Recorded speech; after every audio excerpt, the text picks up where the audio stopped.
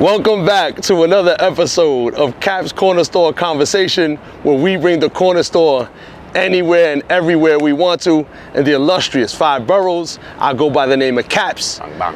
And today I am with the multi-talented rhyme spitter, poetry writer, actor, audio book extraordinaire personality, Bang, bang. the Cary Hite. My man. What's going on, my brother? Chilling, brother.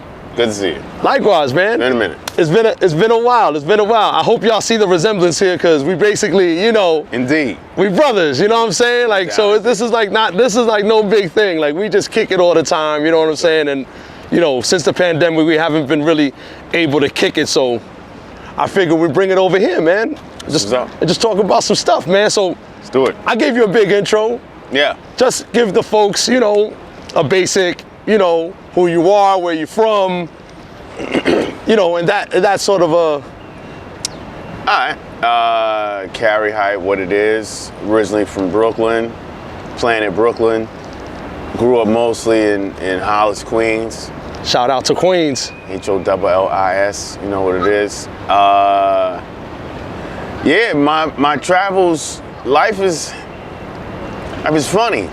Just I get an idea in my head and I gotta run with it. So I'm from New York, but I've traveled all around. Like, I hate to fly, but I love to travel. But it's taken me across the states and even to a couple countries, and I highly recommend get out of your hood, travel, see the world, and your perspective will grow. That's the only way your perspective will grow. That's a fact. I couldn't agree more, man. That stuck on the block mentality has really hindered a lot of brilliance. Indeed. I would say. Yep. So speaking of, traveling and whatnot, we'll get into poetry first. Okay. Because you are one of the most talented people I know, very creative mind. Appreciate it. How do you say it? How do you tackle writing poetry? What's the first steps? Like, what do you draw from? What inspires you to, put the pen in that kind of forum? People's stories. I used to really be on it. Like, I couldn't write unless I was inspired. I was really on that. Some real artistic shit. Where someone would tell me something about an event in their life, if it struck a chord within me, then the words would just come. There would be times I'd be trying to go to sleep and I just have these words running in my head, and it wasn't until I wrote them down that I was actually able to go to sleep. Got you. So the story has to come out. But then, and I thought that's what, for me, that's what poetry was. But no, you could actually sit down and decide to write something and focus on subject matter and all that. I was just really being all artistic and whatever. Right. But yeah, now it has to be something that strikes a chord within me. So like whatever strikes a chord within you, write that, whether it be your life experience, someone else's life experience, a cause you feel really passionate about. That's what you gotta speak on that, and how you gotta communicate on it in whatever form, whether you do public speaking, poetry, right, spit rhymes, right, whatever. It's interesting you said that, because 2 of the poems that I was privy to when we first started kicking it, one of them was When They Reminisce Over You, My God. Mm-hmm. That was such a dope poem. Just elaborate on what the premise of that poem was, and like how was that? I guess it was inspired by a hip hop record. Yeah. But how did that one come about? Because there's another poem that I'm gonna get into after we speak about this one. But what was the process in that? How easy was that to come by? Was it difficult to write? Yeah. Well, I was doing an event at New Yorkers Poetry Cafe. Shout out to New Yorkers, man. No doubt, legendary poetry spot. in the East Village, New York.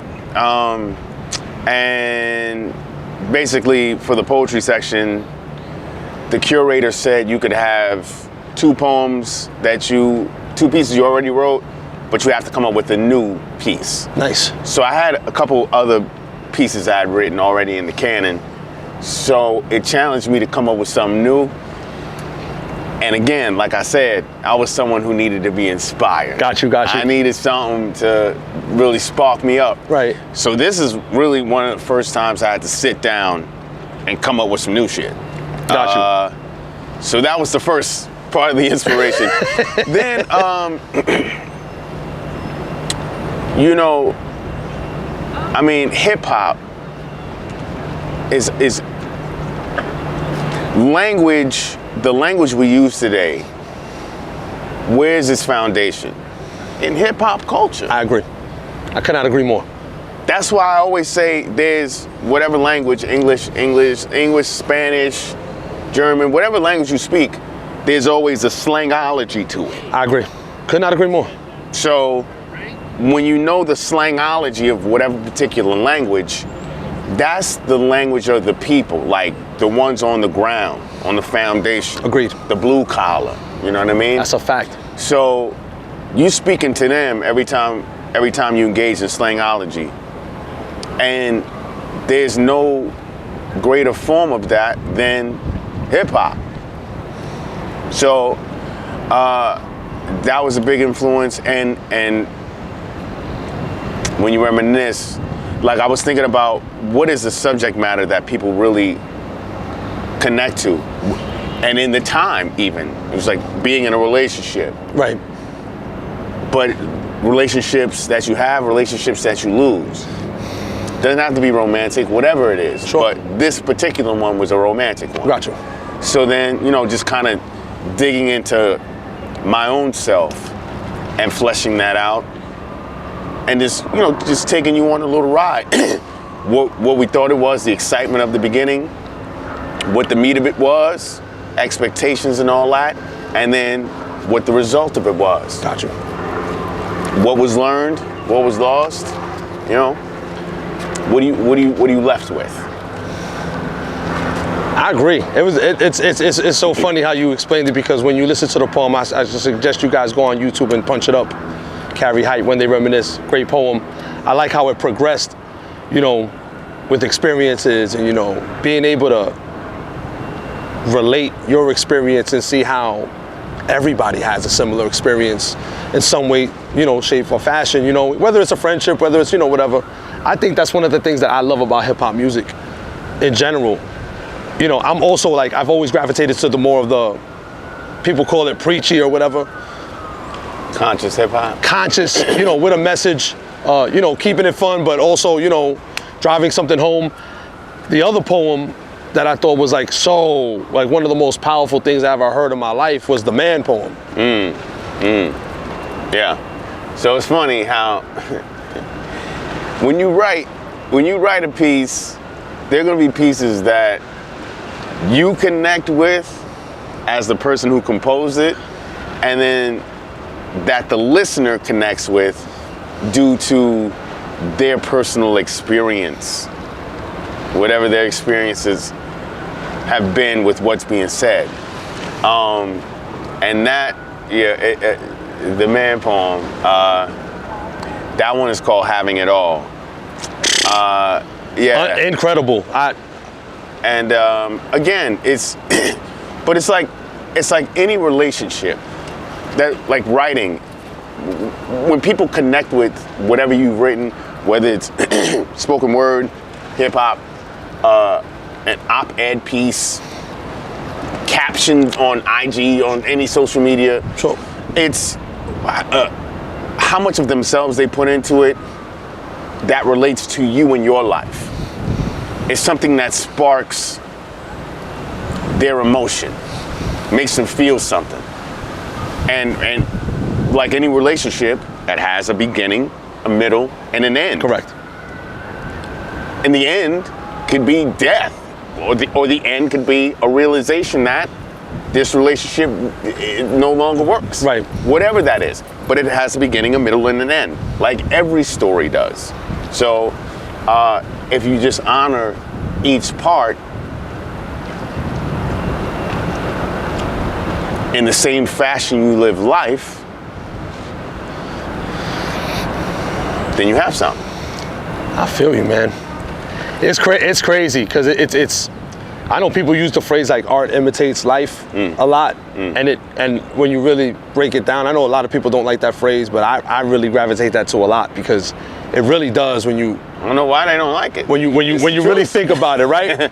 So where do you get art from? From experience. Yeah, agreed. When you pulling things out, you don't just pull things out of midair, you know. You've been affected by something, you've been affected by something either consciously or subconsciously. But just because you don't know you've been affected by something doesn't mean that you were not affected by something. Agreed. You know what I mean? It's tough. It's so relatable. I think that's why I gravitated to music a lot. Poetry was always a cool thing when I was a kid. I never really got into it until later on in life, as you know, because we recorded music together at one point. Take us to the music side as you as an artist. We've recorded. You have a name that you go by. How'd you come up with that name? Explain it to the people. Sure. And how do you say you would patent your style of approaching writing a track or freestyling, or like when you're on stage performing? Like, just give us a little bit of how you gear yourself up to approach that. Okay. So I'm trying to think of what my first rap name was. I think I went by like Romello the Fellow. Some ridiculous shit like that. Romello was my club name. Got you.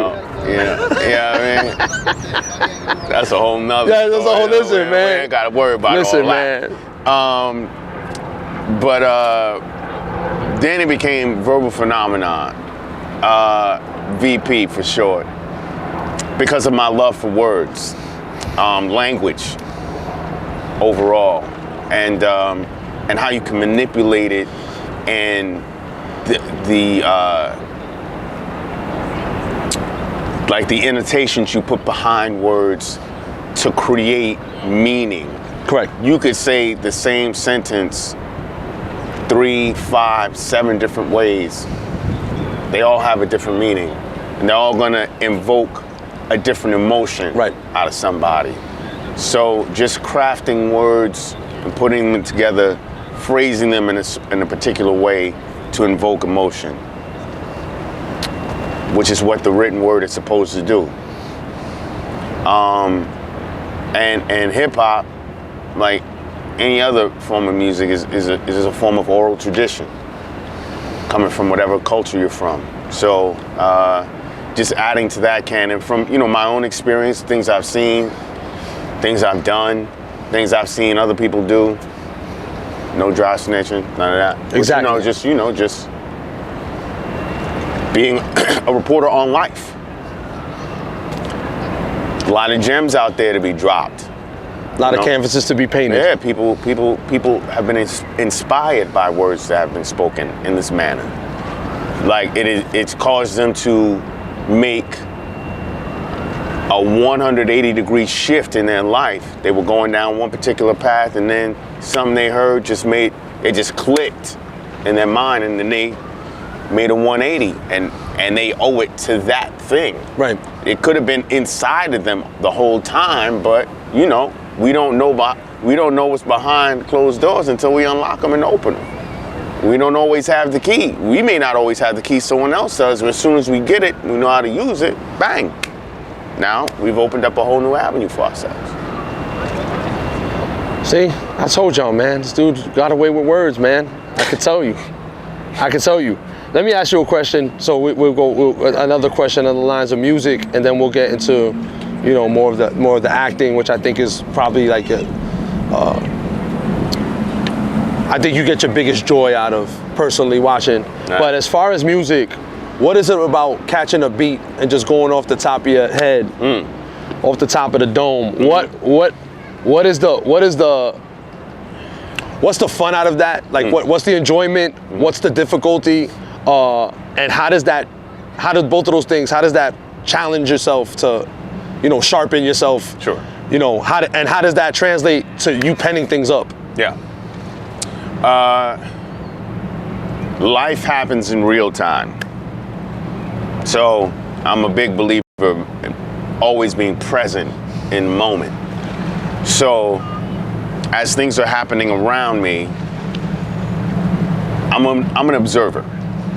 I love sitting. I have great fun just sitting down, chilling, not speaking, just observing everything around me, and giving lives to these people who I don't know. Great. I don't know who they are, but however they present themselves, whether it's how they're dressed, how they move, how they speak, they have a life. Everybody has a life. And I find lives interesting. So when I'm present, and even the location Sure. That's a huge thing. Plays a big part. Like, I may spit something or come up with something that's very New York centric. I'm in New York. But if I'm in H-Town, Houston, Texas. Shout out to H-Town. It's gonna be different. It's gonna have a different cadence. Shout out to the Cougs, man. You know what I mean? We know what it is. We know about them damn Cougs, baby. You know what it is. So, yeah, but if I'm in Third Ward, it's gonna come out, it's gonna sound different. Sure. I'm be talking about some candy paint. I'm be talking about popping trunks. You know what I mean? Low lean. I'm be talking about something different. Yeah, sure. You know what I mean? So yeah, it's all inspired about around your surroundings, and so that's what makes it amazing, because that always changes. But hopefully, it always changes. Right. If you're stuck in the same spot, then you can only talk about one thing. Comes a little redundant. And you should only talk about a thing or a subject matter in which you have true knowledge. And you won't get that knowledge unless you have that experience. Agreed. So you gotta go. You have to go to these places. You have to experience these things. You have to put yourself in the game. That's it. And trust me, go out there, you mess up, whatever, it improves your pen drastically. It does. I never used to go off the top of the lid until I met Mr. C. We had a couple of instrumentals, and he was like, yo, let's just catch a couple. Like, I never did that. He's like, what? Like, nah, just think about the first. He gave me one topic. We don't got to get into just get into one topic. Yep. And then just whatever the first thing that comes out, just go, and just one after the other. I think that, when you're in the creative field, especially in MCing, like the world's your oyster. Like artists, there are a lot of hip hop artists who don't know how to freestyle. Like that's just not their strength. And they may have a great pen, they just don't freestyle. But to me, I'm like, that's the art of MCing. What do you mean you don't freestyle?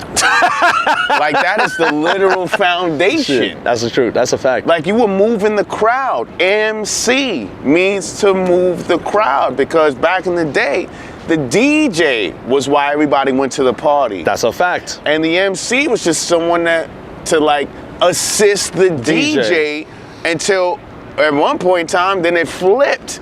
Then the MC was the front man. And then now the DJ becomes the Robin. But It was the DJ who was the original Batman. Sure, absolutely. We have to know this. The MC was just someone to help move the crowd. Right. He was just the host, if you really think about it. That was really it. Wasn't the talent, not at all. So you had to be what's present. People engage when you're talking about what's happening right here, right now. They engage with, if you talk about things that happened in the past, things that they directly have experienced. Getting punished, getting a whooping, going to a barbecue. Right. You know what I'm saying?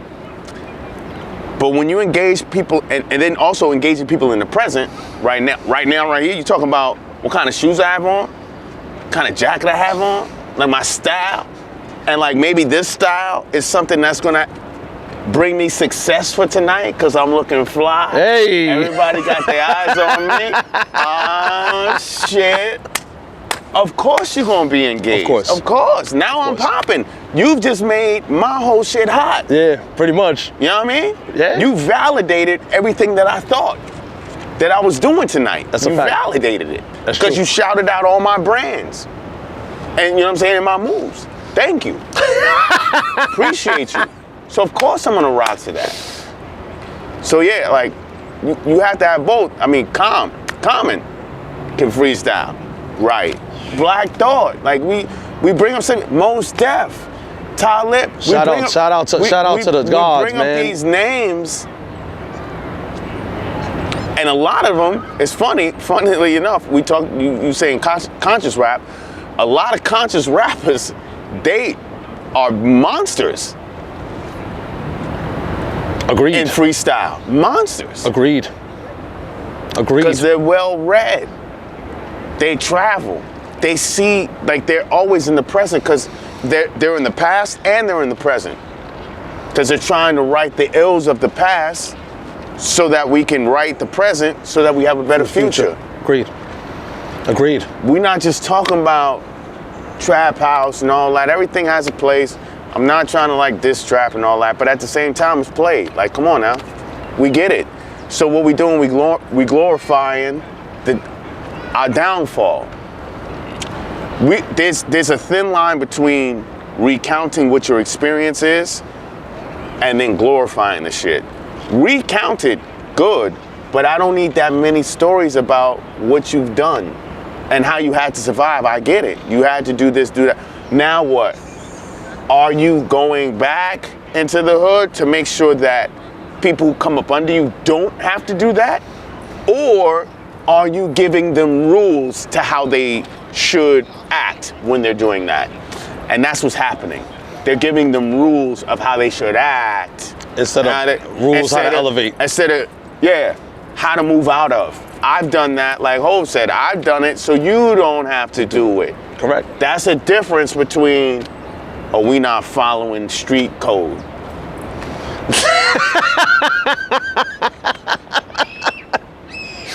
Yeah, I'm not. That's not a part of my life anymore.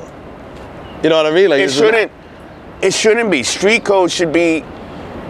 It should be like it's like a survival guide. Okay, what do I need to do in order to survive? But you got to age out of street code. You have to.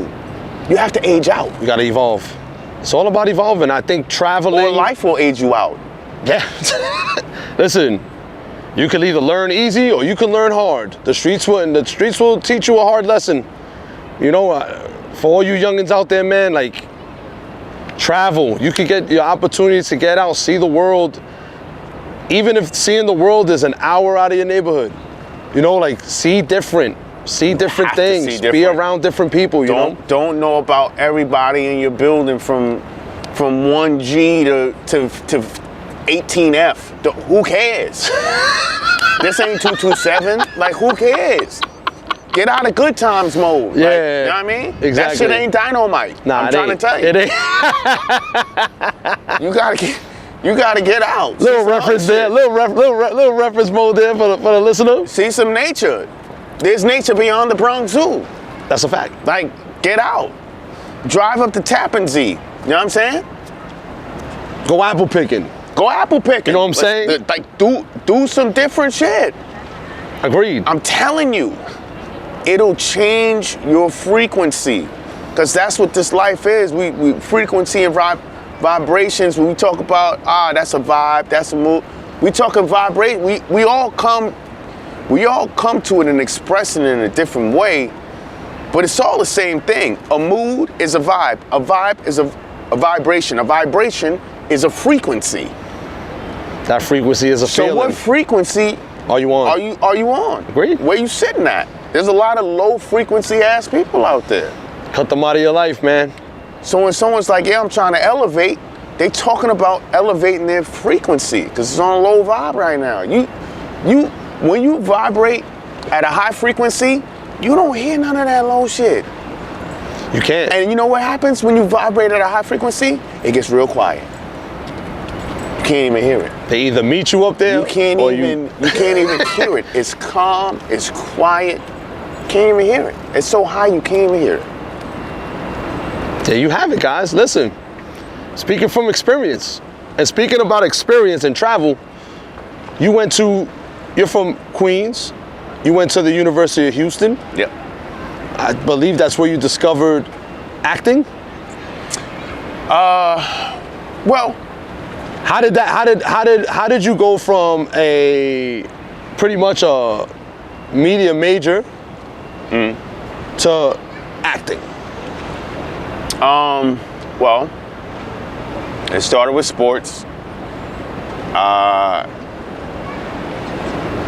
It got to a point where I decided if sports was not the way I was going to make it. I had some injuries. I ended up playing semi-pro for a few years, but, you know, making it into any professional sports league is really fucking hard. But I decided if I didn't make it that way, I could talk about it. So I decided to go into journalism.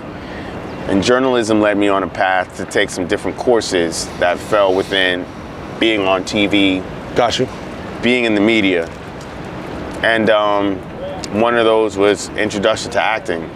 I didn't actually get the course, but the head of the department asked me to come audition for a play. I didn't understand why, but I ended up going, and we got to see everybody audition all at once, and I figured like, yeah, I can do that. I'm a competitive person, so I'm like, yeah, I can do that.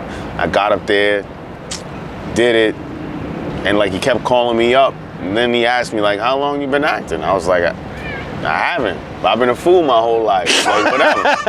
I'm just me. And then he was like, so if I cast you, how do I know? How can I trust you to do all the things necessary? Show up to rehearsals, know all your stuff. I was like, basically, I wouldn't want to look like a jackass in front of anyone who came to see this. So it's self-preservation. To be honest with you, everybody's looking at me like, who is this guy? Right. I'm just being honest. Right. He ended up casting me, and it ended up being in August Wilson's Fences.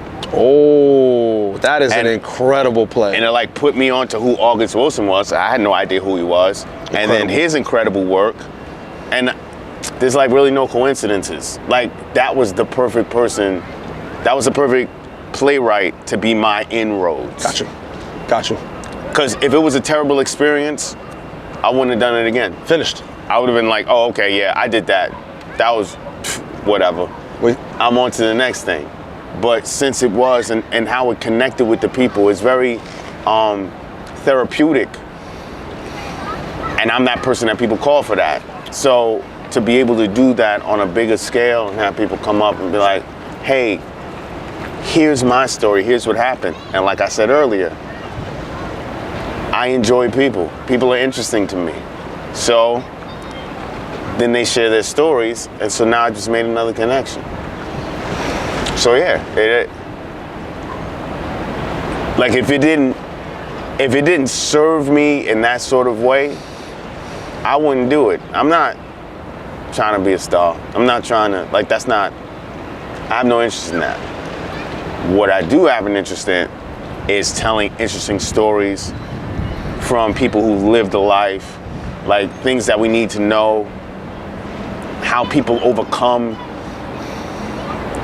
trying times, you know what I'm saying, impossible circumstances, and how they rise above and find strength in it, you know what I mean, and then how they pass that along to someone else or the next generation or what have you. Those are the things that light me up. And whatever comes with it, you know.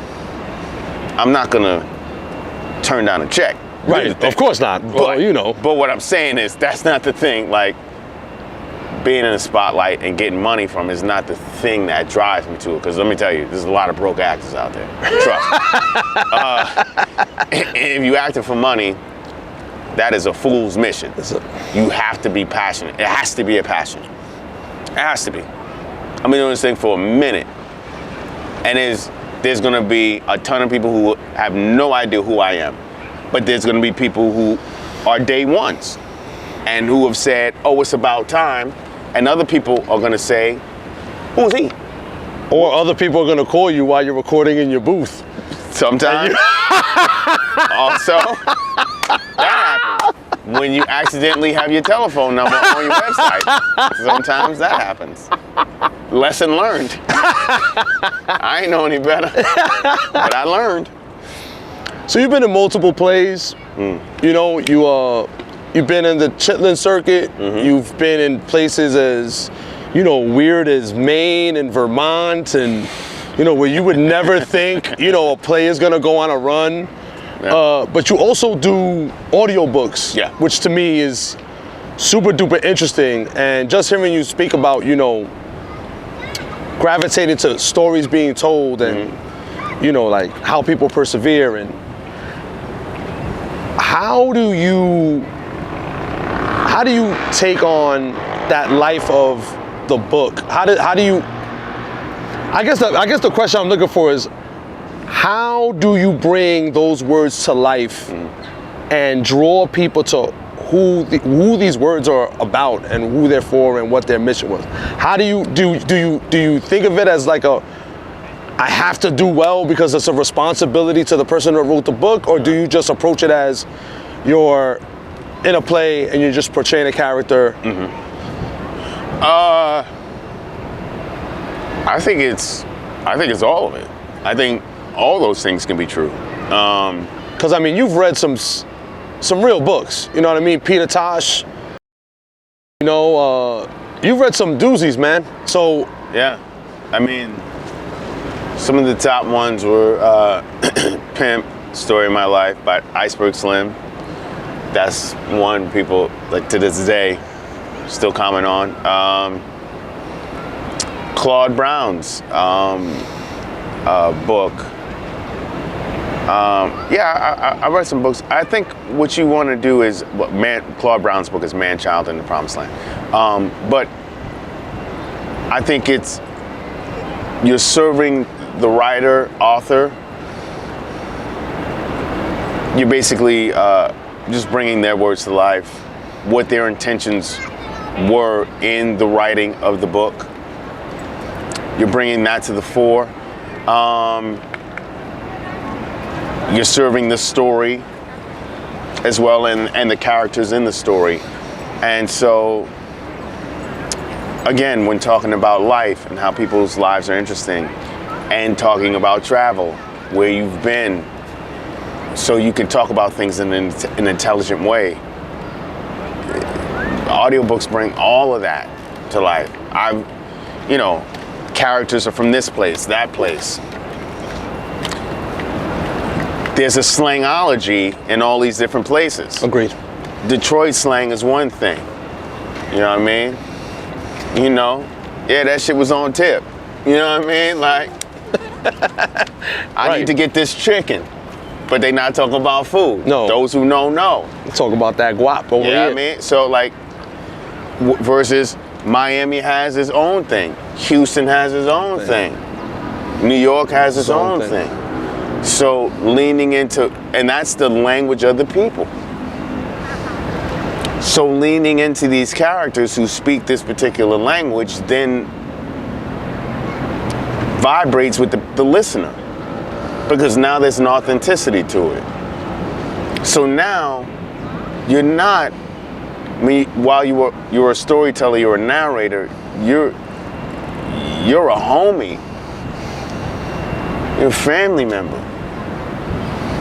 You know what I mean? Yeah. So it's more, it's just, and when you approach it like that, then you're doing it service. That's what people connect to. Sure. So having a whatever quote unquote good voice is to me the lowest, the least applicable thing to narrating. Having a great voice is great, but can you tell a story? Can you develop a character? Can you take these people on a ride and keep them interested for 10, 15, 20, 30, 50 hours? However, like my longest audiobook today is 30, 33 hours, something like that. Jeepers. Yeah.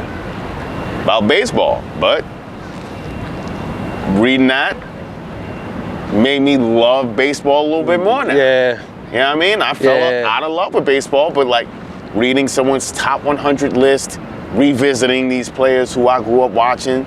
Some of them you didn't watch? Some of them I didn't watch. Some of them that I didn't even know about because they were in the Negro leagues and they didn't have footage and all that. And so a lot of their statistics and all that is how much of is it real? How much of it is lore, fantasy? You know what I mean? Like, man, you know, like a home run that was 400 feet, it gets passed down, could end up being 700. Yeah. You know what I mean? Yeah, oh sure. Oh, he would have hit 1,000 home runs if he was able to get into the league. Let me tell you, bud. You ticker tates. You know what I mean? But like that, one of the biggest ones is Josh Gibson versus Babe Ruth. Who would have been the true Sultan of SWAT? And they say Babe Ruth ended up with 715 home runs. They say Josh Gibson could have easily hit 800, 900, maybe 1,000 if they would have came into the league. If they came into the league at the same time, Josh Gibson would have had 2,000 home runs. But are they wrong? No. It's what you see, right? It's what you're surrounded by. If you see a guy hitting mammoth shots all the time and he's playing 2-3 games a day, playing catcher, Pitching one game. Satchel Paige pitching. He didn't get his major league debut until he was in his 40s already, and he was still dominating. And they didn't even know if he was really in his 40s. They didn't know if it was early or late. Right. That's an interesting read, man. He got his start, they approximated when he was 45, 46 years old. That was my dad's favorite getting pitcher. busy still. Yeah. So instead of the Cy Young Award, would we have the Satchel Paige Award instead? Possibly. He was pitching 2-3 games a day. That was my dad's favorite The pitcher. barnstorming, they call it barnstorming games, because they would just go from little town to little town. Yeah. Play against the little locals. Right. Get some scratch. Get that chicken. Get that shit. So you can eat that pasta. You know what I'm talking about? I must be hungry. Are you surprised? Are you surprised by the amount of audience that partakes in listening to audiobooks? Was that like an interesting thing for you when you first tackled it? Yeah, it's been growing. The whole industry has been really exploding, actually, especially with the amount of narrators entering the fold. It's a lot of people who just really love to narrate stories, you know, and they feel like it's the coolest job ever. I mean, I gotta tell you, it's not bad. It definitely has its challenges. I mean, especially if you have to narrate from home, right? And you have to deal with your neighborhood. Sure. Did you find that difficult during the pandemic, recording from home, setting it up? Because I know a lot of people could put their, took a time out and didn't, put out the amount of work. I think some people, like yourself, just said, you know what, I can turn this corner of my house into a makeshift studio. Bro, I had a couple stories on deck I didn't want to lose. So I had to figure it out. I will say, just for the viewers, it is, you can do this. It's yeah. If you want to, I went on YouTube. I figured out what materials I had to get, and I saw what other people were doing. I saw what products they recommended, and I just did it. I invested in it because I knew that investment would pay right back. The ROI on that, return on investment, has been tremendous, let's just say. And it didn't, it was trial and error. You just keep doing it until you get it right. Sure. So I did. And then that was my stimulus package. I didn't get anything. No Biden books? I think did I? I don't even know. But early on, I didn't get them other books. I didn't get them orange books. But I think I did get them by the books. But I didn't apply for anything. I could have, I suppose, but there's other people who needed that. I agree. I'm not like, I don't, nah. Like, you could just get, that's free money. Nah, it comes at a cost. It comes at a cost to someone. I don't know necessarily who, but I don't want to cost that someone those bucks. Sure. When I was figuring it out. Pretty much finding for yourself. Yeah, like, you figure it out and you make a way. Then I did that by going on YouTube, figuring out how to create a recording space that I could push out professional product, and I've been doing it ever since. Now, you know, dealing with the neighborhood when you have 8 months straight of fireworks, you know, that's a situation. Figuring out, you know, block parties, people going up and down the block and dirt bikes all times of the night. You know, you have to figure out your primo recording time. Right. But that's what it is. Versus battles. Yo, As a hip hop fan, talk to me. have you liked them? Have you enjoyed them? We know what the top versus one. We don't even need to discuss it. We already know what numero uno was. It was a beat down. It was a savage beat down. LOX versus Dip. Was that your favorite one out of all of them? I mean, I will say this. It was LOX put on, they became the prime example of what that needs to look like. I agree. If we're gonna do a battle, we're gonna be sharp. We're coming all the way with it, all the way live. We're not gonna be lazy and drunk and all. Agreed. Nah. Agreed. This is a show, baby. This is verses. This is competition, which is what hip hop was built on. Correct. We're gonna come sharp and ready. We're not gonna come all slanted and all, you know, bobbed. Nah, we gotta be a hundo, a million. Nah, I agree. So LOX showed what that was. Erykah Badu and Joe Scott. Jill Scott. That was a straight love fest. That was a beautiful one. Yeah. They played, I mean, it was like, oh, you gonna do me like that, sis? You gonna play that one? And the other one was like, oh, you gonna do me like that, sis? It was still a competitive thing, though. It was competitive, but it was like a love fest. And so that was dope. Earth, Wind, and Fire versus the Isleys, that was my next one. Earth, Wind, and Fire versus the Isleys was literally my next one. It's like we've been partners before. Yeah. And those cats was sharp. Earth, Wind, and Fire realized they had to step it up. Like, Ron Isley out here really like in his bag. And so the Earth, Wind, and Fire was like, okay, we got Steve Harvey, shut up. We got to focus now. He was fucking loving him with his fucking Steve Harvey out here. Come on, man. Getting all them bags, man. Yeah, so, yeah. You know what, the one that I when they started the format, the one that I wish they could do over again with the live format would be RZA versus DJ Premier. Ooh. Okay. I thought that kind of like set the tone for like it being like a legit thing, right? It being on your platform, you know, he did it in one remote area, Premier did it in another remote area, you know, I didn't even catch that one. Unreal. That was the only one where I think they gave them like 40 songs each. Oh, that's amazing. And then they just were just playing songs afterward. I would have loved to have caught that one. But I would also even say when Jada and Fab, that was a beautiful one. Yeah, it's like Jada, his career is so thick with the locks, but his solo career, I don't think people really understand how thick his solo career is. Nah, he's definitely one of those guys, and I think one of the things I like about the verses too is like it does shed the light on people that don't necessarily get the props that they do. Well, Luda's another guy. His album sales went up tremendous. I mean, like good from 25 years ago. Like people were hearing verses that, you know, we've been able to recite for how many years? Sure. And they were just hearing it for the first time, and they see how sharp you are, and that's what I'm saying.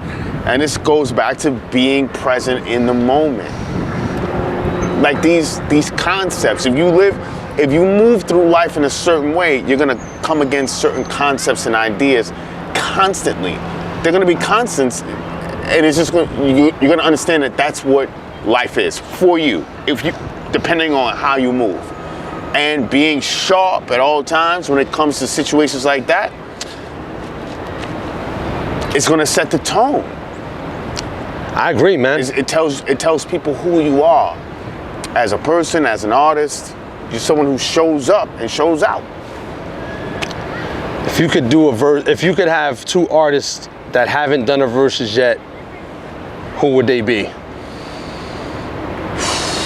Who would be the matchup? Oh, well, I'm still trying to find someone who could match up with Busta. I know they're throwing LL's name out, but I don't particularly think that that's the one, honestly. But here's the thing, though. You know how I feel about LL. No, I personally think that it should have been LL KRS. For me, personally. LL not getting greatest of all time status bothers me deeply because this cat, every album he put out, nothing less than gold. Longevity, 30 years. Oh, no, You want tracks with the ladies all day. You want a battle cat? He battled everybody, beat him.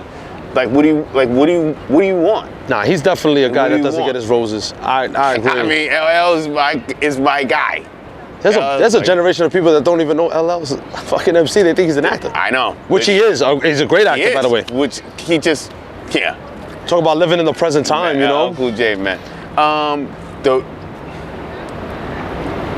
You know what would have been an ill battle if it would have been Mobb Deep versus The Lox. That would have been an ill battle. Yo, rest in peace, Prodigy, man. Rest in peace, P.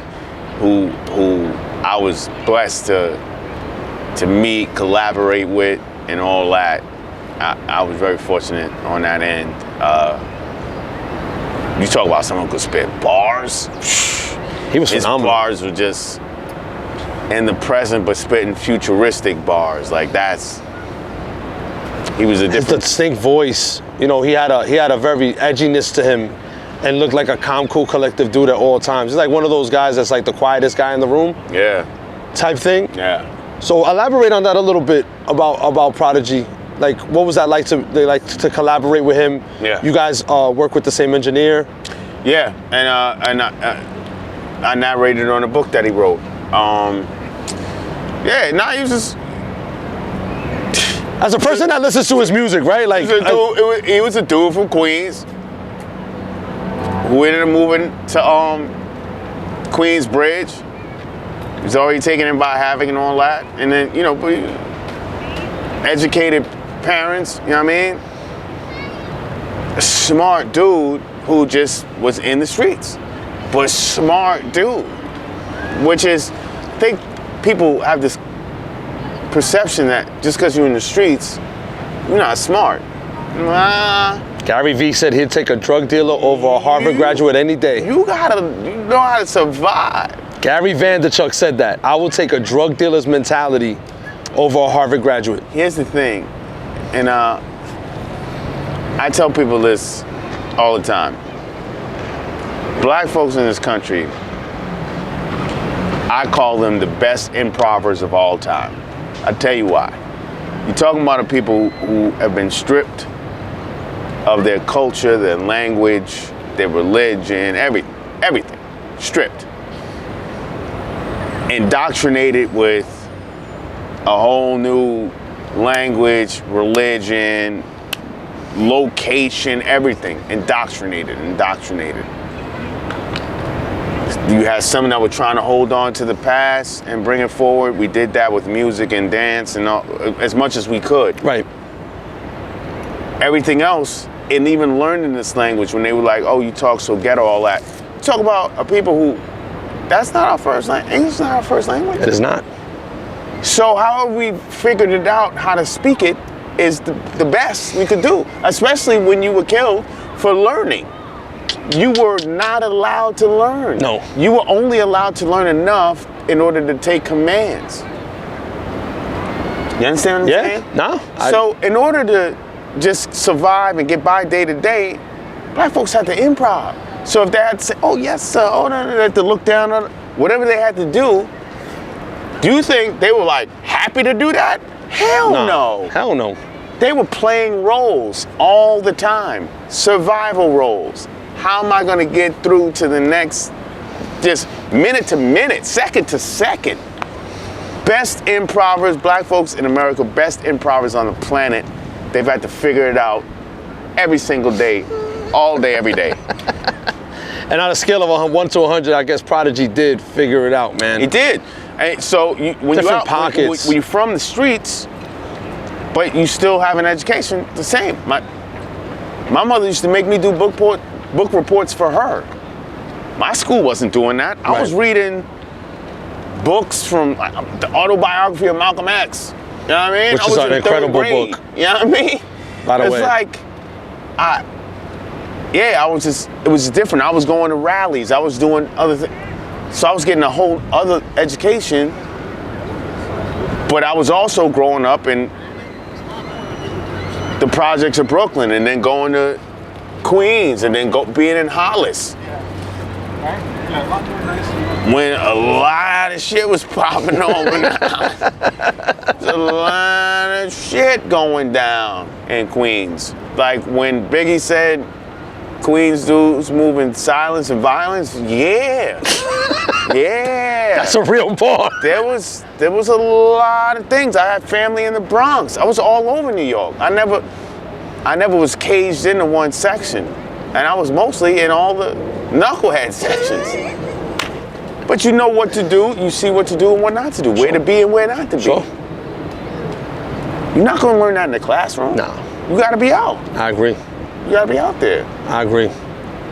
So while all of us don't speak with quote unquote perfect vernacular, which point to the person who does, we've made a way out of no way, giving scraps to eat oxtail. So you figure out how to cook oxtail Chitlins. and make it chitlins, make it amazing. Now you go to the grocery store, oxtail costs you $20 when it used to be a throwaway. 20? Yeah. A pound was $34. The other day I went with my grandfather, no lie, $34. 30 for some oxtail. For a pound. For a pound. See what I'm saying? When it was pennies, it was scrap, it was little throwaways. But we learned how to hook it up, make it dope. Sure. Now the food of the poor is too expensive for the poor. Because now it's become a delicacy. Yeah. Because they just changed the, you know what I'm saying? It's what we do, man. They changed the polarity of it. That's why money is a joke. You telling me that green piece of paper is worth something? It's worth whatever you say it's worth. But now we're doing cryptocurrency, Bitcoin and all that, and they saying that dollar ain't worth shit. So I'm saying it's like, at any point in time, when you change the polarity on something, whatever you put the importance in, is what's gonna hold the value. Agreed. As soon as you devalue the importance of it, then what's left? it doesn't mean shit. Where once was king, now is pauper. And it's at whoever's whim. Yeah, that's true. That's true. But I'll tell you this, when Prodigy put that pen to paper, you want to talk about whim? Oh, nah, listen. There's bars that people are still trying to figure out that he spit that are relevant in the here and now that he spit a decade or two ago. Years ago. Yeah. There's two young men I follow on YouTube. This guy named King Ahmed, young kid from Detroit. Okay. There's another young kid from Atlanta. His name is King Guap. And their whole channel is based on listening to 90s hip hop and up. I love it. Mid 80s to up, because they want to know, what this is all about. Sure. And not that they're, downgrading, they're who they like in this day and age, but they want to know these are the people that are listed as, the people that influence them, you know what I mean? And to see them gravitate to the music and like fall in love with it and, like start grading the MCs, you know what I mean? Like it's a beautiful thing, because man. the funny thing when artists of today say, oh, I don't even know their music. I was influenced by such and such, someone who's more current. let me tell you, such and such was influenced by the cat you say you don't know. That's a fact. So you were influenced by them, so it behooves you to know who they are. And it's disrespectful if you don't. If you don't know, we know about Shakespeare. Why do we know about Shakespeare? That motherfucker was born how many hundreds of years ago? Why? There's free Shakespeare plays in the park every summer. Come on, what are we talking about? I know about the phonograph. Did I ever own one? No. Exactly. I've never held a quill in my hand. Are you fucking kidding me? What are we talking about? Nah, it's here? true. It's true. Oh, how long ago was that? What the fuck you mean how long ago was that? Rest in peace, Guru. He said it. It's a long way to go when you don't know where you're going. You don't know where you're going when you're lost. That's what I'm saying. So here's what we're not lost. Talking about influences. We're talking about, you know, mainstays. Yeah. You know, how things circle back. And nothing circles back than a corner store. Man, bodega. And it's a constant. And we're in Cap's Corner Store. Yeah. So at Cap's Corner Store, everybody got to go through the ringer with a couple of questions. Let's go. We're going to go with, if you were on a road trip Yeah. and you had to take your 5 favorite books, Okay. what would the 5 books be? Ooh. These are the only books you could read on the duration of the trip. Okay. Going there, coming back. No iTunes, no radio, just 5 books. What would the 5 books be? Oh. I don't know if they would be books that I've already read. I feel like a couple of them will be books that I don't know about yet. Books I haven't read yet. But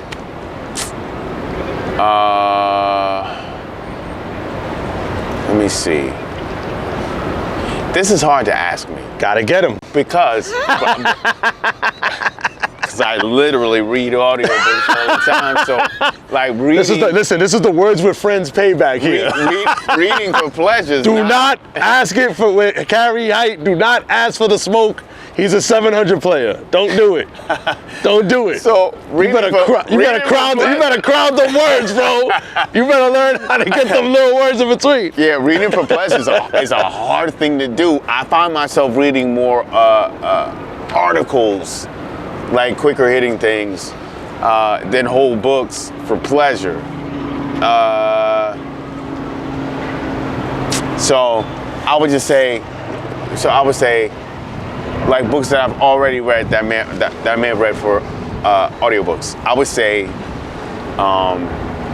Animal by Quan Foy.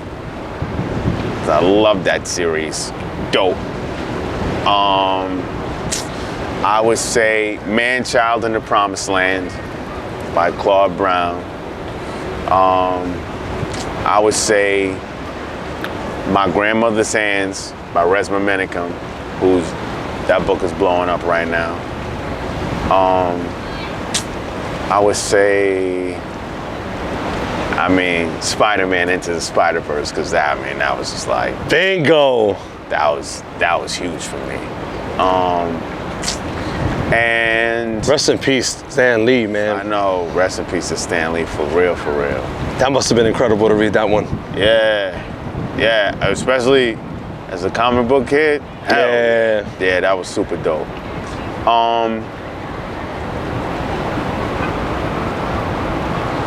And I would say the Cartel series by Ashley and Jaquavis Coleman. Especially that first Cartel, where we introducing like all the characters and right. like these characters. Like people live with these characters. These characters like touch the nerve and emotion with people. So they ride with them. Whatever happens to the character is like happening to you. So if the character dies, you feel like you've lost a piece of yourself. Right. Like that's how you know you have such a great story. And like everybody who I mentioned, like they've done this. And shout out to everybody who I didn't mention, because I've narrated some incredible writers and authors in my time, and with incredible stories, you know what I'm saying? So 5 is hard to say, but I think 5 of anything. That's why I always ask in 5s. yeah. But that could easily be another 5. Okay. Yeah. Here's your next question. Yeah. You're a director. Yeah. You have 5 roles to fill in your biopic. Who are the 5 actors? And who was portraying you? Oh. Okay. Basically, it's the story of my life, Cary Hite. Who are the 5 actors that are portraying you in the 5 stages of your life? Okay. The kid in Snowfall, Idris, forget his last name, the lead in Snowfall, for sure. He's in there. Idris something. He's nice.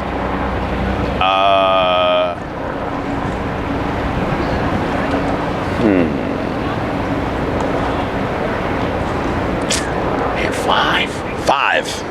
Okay, that kid, for sure. A younger kid.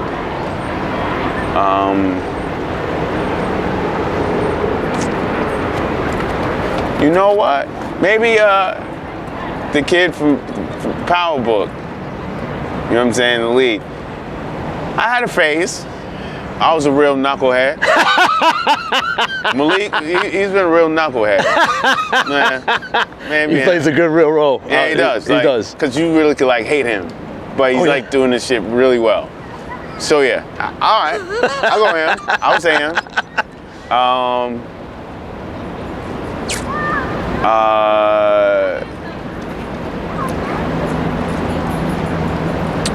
Dude from Lovecraft Country, the lead dude on that one. I'm sorry, I don't know these names. It's okay. I could see, yeah. He would have definitely been my football face. Like, Okay. Dude's jacked. And he's just so good. Like, he's so emotionally honest and like just intense. And I get that. I mean, I would have hoped R.I.P. Chadwick would have jumped in there because that dude, he just was like He was something special, man. In terms of story, like what a lot of people don't know is he was more of a director than he was an actor, and then that's what really got him in. That's why he understood story so well and how to break it all down. He did 3 of the best biopics I've ever seen. And then, I gotta go with this one to end it out. It has to be Morgan Freeman. The voice of God, man. It has to be. That's what it is, man. It has to be. There it is. Yeah. 5 actors told by Cary Hite. Yeah.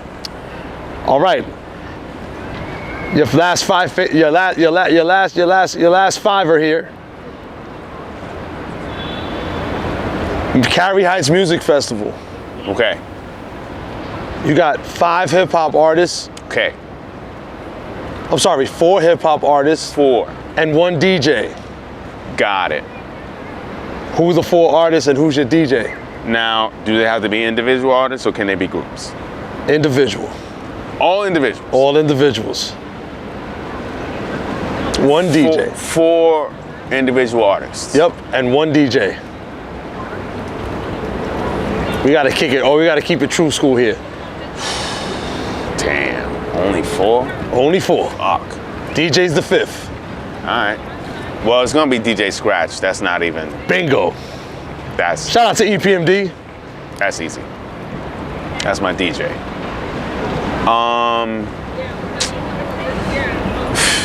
It's not a list if I don't have Big Daddy Kane on it. Not my list.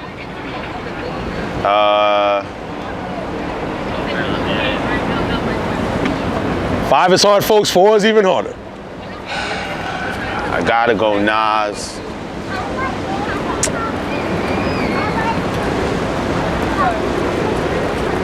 Nasir Jones. Most people's GOAT. Yeah. I gotta go LL. My man, Queens to the fullest. Yeah, I mean, it's like, you know,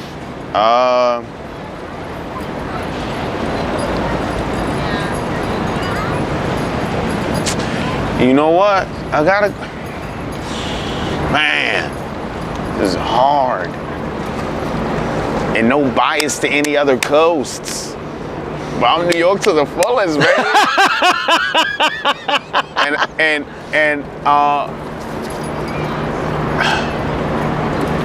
I'm gonna leave off someone who everyone's like, why you not have one?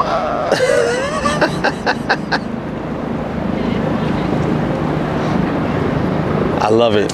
I gotta go with Jada. Jada? Yeah. Woo!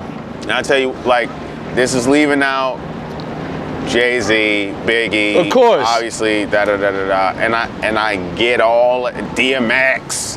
Yeah. I'm leaving out of people. Ross. But like consistency matters to me. How you resonate with the people over a long period of time. I mean, and Jay has all this, but Jay is elevated to a thing that the bottoms cannot touch anymore. You know what I mean? Whereas Jada's outside. He's amongst the people. He's outside. He's amongst the people. I feel you. Nas is amongst the people. I feel you. Big Daddy Kane is amongst the people. I feel you. You understand? LL. LL is amongst the people. Scratching up records, where? Scratching. Everybody, you feel, you know, you can touch. They've all, like LL, Queen's Day. This is a big, used to be a really big deal. That's like, a great record by Run DMC. Like any day at a park in your borough, like at the major park, the major hood park in your borough. Brooklyn Queens Day was dope. Where you could count on certain artists being there. LL would be there, Nas would show up, Jada's gonna show up, Big Daddy Kane would show. Like you know what I mean? They're not too big for that. They like, cause I agree.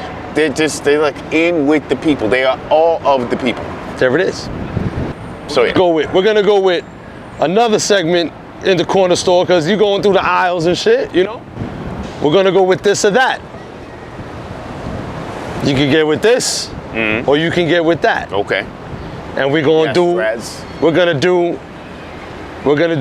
5 examples. Okay. All right. All right. This or that. Yeah. Jordan or Kobe. What are we talking about? No explanation. One or the other. Well, I'm talking golf. Kobe or Jordan. This or that. Like hotel excursion. What are we talking about? Kobe or Jordan. This is tough. Kobe beef. Kobe Bean, man. My man Bean or Jordan.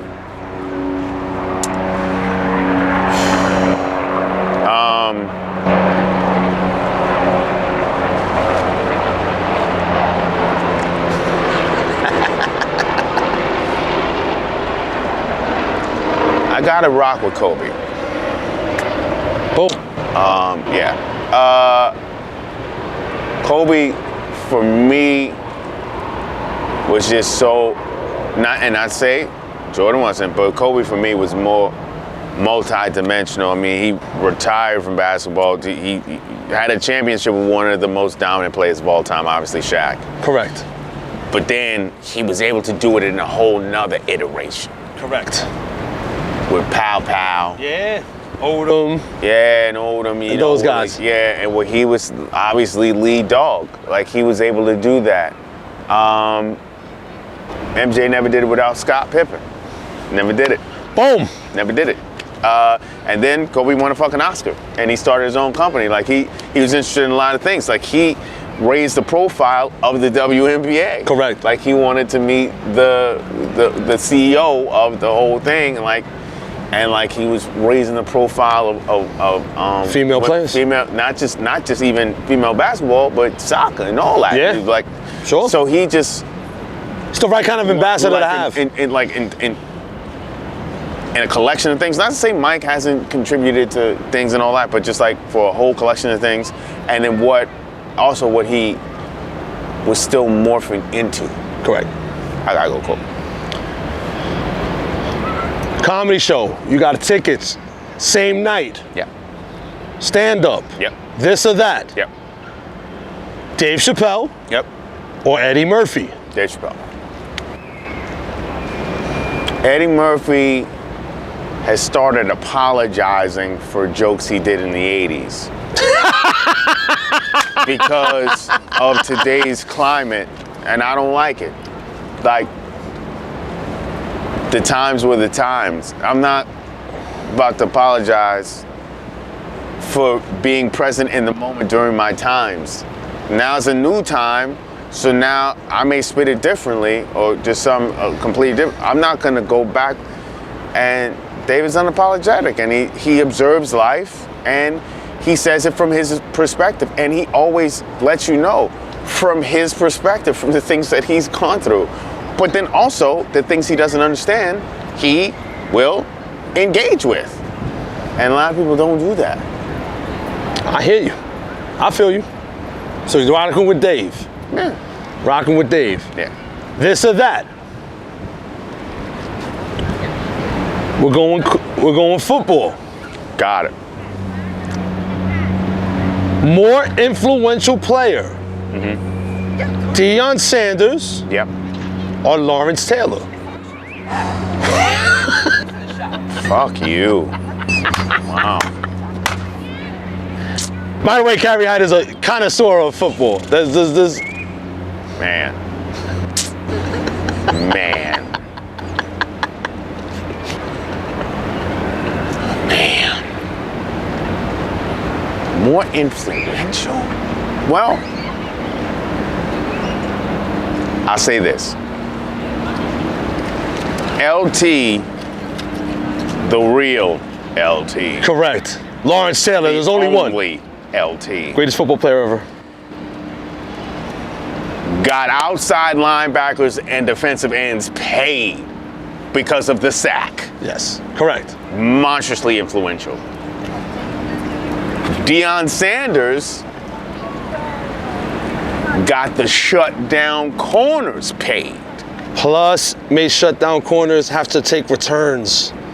And punt returns. And also was very stylish in doing it. And It was fly as hell. also had a video called Must Be the Money. I don't know if y'all know about that, but Must Be the Money, YouTube that thing.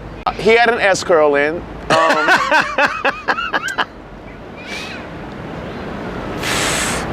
Yeah, man, but like, nah, they both, nah. I got to play Switzerland on this.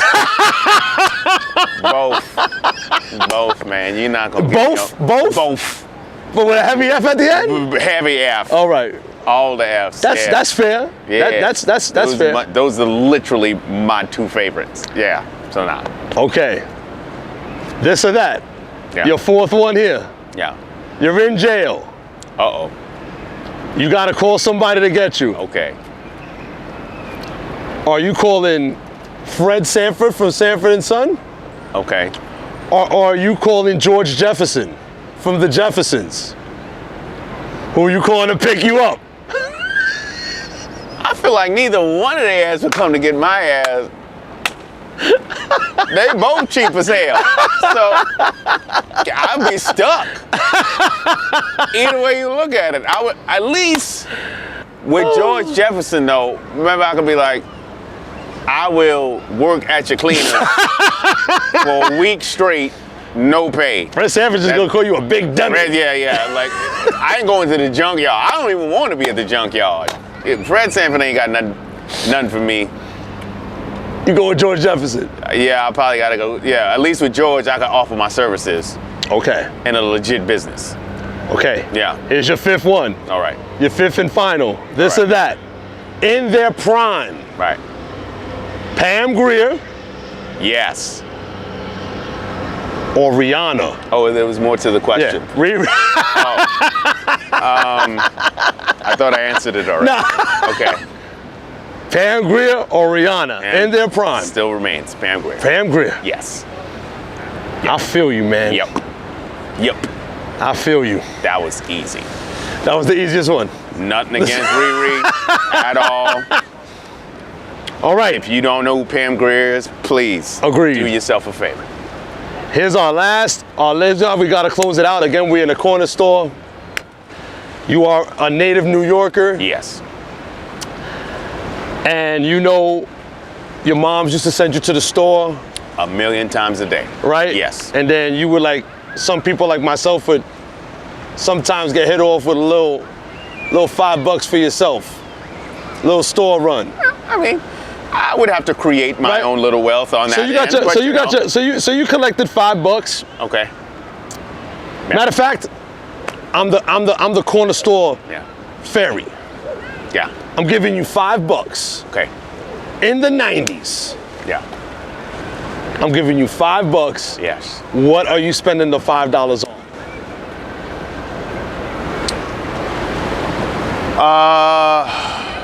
Interesting. So definitely chips. I'm either like doing Funyuns, Doritos, or Cheetos. So that's a 25-cent pack. So how many of those you taking? Right. You got $5. We're going 90s prices. Right. So yeah, I'm probably doing Cheetos all day. And with that, I'm not gonna get the quarter water. I'm gonna get the little quart fruit juice. Oh, remember quart. those? Yeah, the school trips? Yeah, I'm gonna get the quart. That's like $1.50. Yeah, I'm gonna get the quarter of fruit juice. Still got $3. Yeah. I'm probably gonna get I mean, let's be honest. Probably a 40. That's 99 cents. Let's be honest. And some double mint. Because gotta have that fresh bread, baby. 25 cents. 25 cents. That Wrigley's double mint. Fresh goes better. Ooh. And you know what? Back then, I probably would have fucked with a honey bun too. Man, love them honey buns. I love them buns. There you. Sweet buns. So there you got it. 2 bags of Cheetos, a drink, a 40. You know, I'm getting one Cheeto, one little fruit, the quarter, quart of the fruit juice, a 40, obviously. Wrigley's, right, and a honey bun. Honey bun. Honey. Bang. Bang. Done. Diabetes. Thanks for. Once again, thank you, my brother, for coming out. My brother Cary Hite. Before we get up out of here, please give him your social, your not your social. Give him your. I'm not gonna get that. Your social media. Yeah, no doubt. Not them numbers. I'm at Cary Hite everywhere. CaryHite. Bang bang. Instagram, Twitter, LinkedIn. But don't hit me on LinkedIn unless you got a job for me. Just don't waste my time. And yeah, that's it. And before we roll out, the corner store's gonna give you one piece of candy. Okay. What you leaving with? One piece of candy? One piece of candy. Is it a Charleston Chew? Nah. Is it a peanut chew? It is a Jolly Rancher. Which one? Green apple. Oh! Green apple Jolly Rancher. I love it. I love it. Yeah. Once again, thanks for stopping by the corner store. My brother Cary Hite. I'm your boy Caps. Stop making stupid people famous. Make sure you like, share, subscribe, comment, hate, do whatever you gotta do. See you next time at the corner store. Peace. My brother, man. Oh, man. My guy. My guy. Make sure you like, share, subscribe, and comment. Hope you enjoy. see you at the corner store. Peace.